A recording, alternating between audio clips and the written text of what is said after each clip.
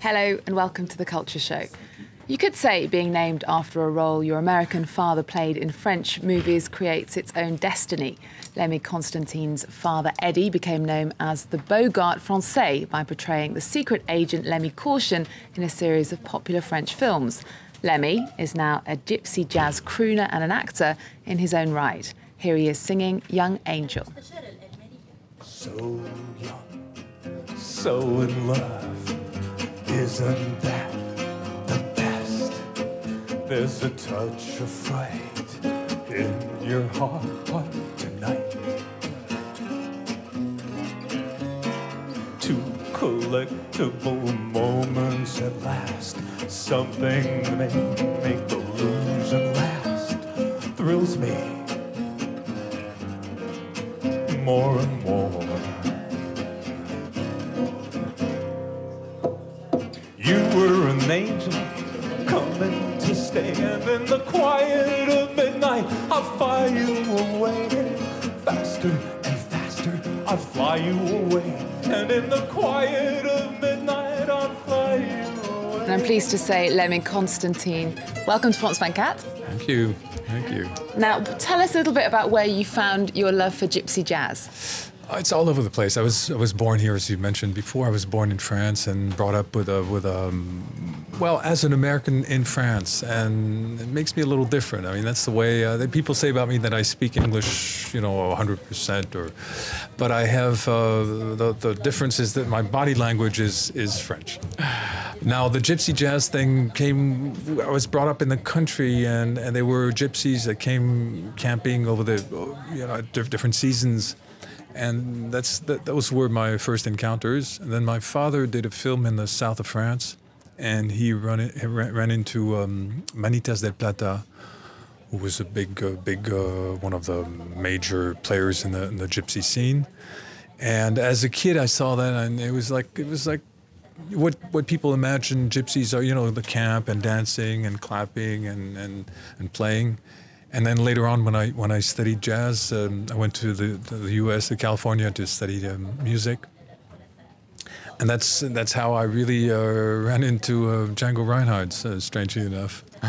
And the song we heard there is off your third album, yes, Indifference. Tell us a little bit about that. Are you trying to create that gypsy feeling again? Absolutely. I think for me, gypsy music is a combination of different rhythms.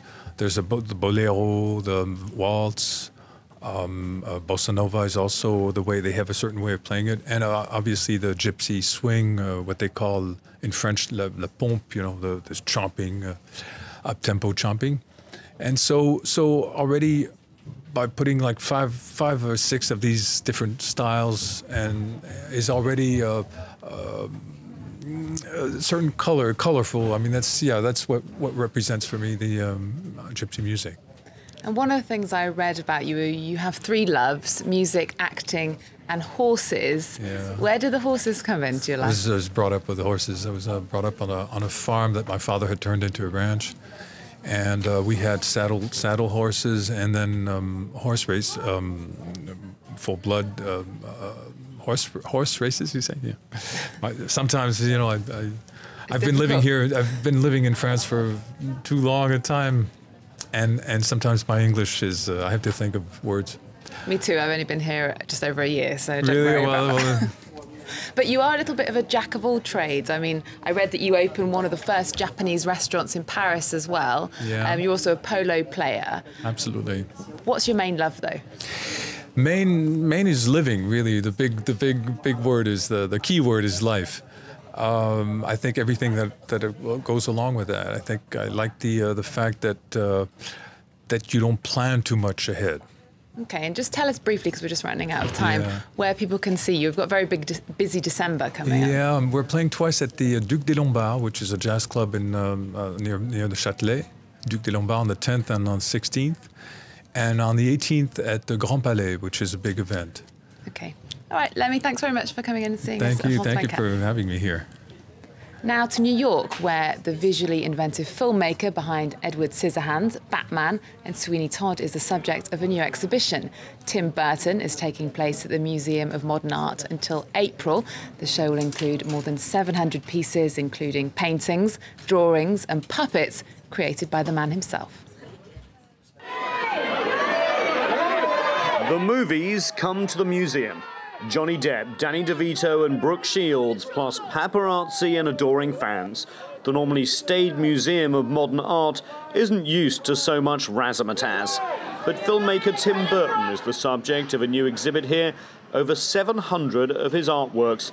He's not the first movie maker to get such a show, but this is the biggest of its kind for a director whose work extends well beyond the silver screen.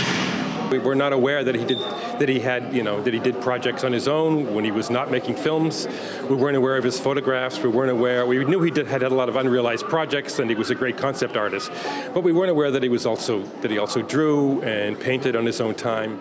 Fans of his movies will find familiar faces from his films, from Edward Scissorhands to characters from The Corpse Bride, Batman and beyond. But it is his lesser-known artwork that gets pride of place here. It's a window on Burton's world, a wild imagination, one both colourful and dark at the same time, morbid and amusing, where monsters are not so monstrous. And perhaps surprisingly for a man who makes Hollywood blockbuster movies, some of his works are very simple. This was a piece done at a period of his life when I felt Tim was kind of estranged from society as a whole. He was still a young artist and a struggling artist at Disney at the time. Reserved, some say, shy even, and definitely modest, Burton expresses his astonishment that his work, long forgotten and hidden in closets, are now on walls in a museum. Modesty prevails. I mean, that's what I love about the show. It shows that film is a real collaborative medium. You know, and I've been lucky to work with lots of great designers and artists. This exhibition comes at a fortuitous time for Burton. His take on Lewis Carroll's Alice in Wonderland is set for a movie release in March. Burton can't believe his luck. Is there a doctor here? I want to check and see if I'm dead. I feel like I'm in some sort of out-of-body experience here. Good luck! He may not be the new Andy Warhol, but he's getting as much publicity. And for the Museum of Modern Art, the glamour of Hollywood is hard to resist. And that exhibition, Tim Burton, is on at the MoMA in New York until the 26th of April.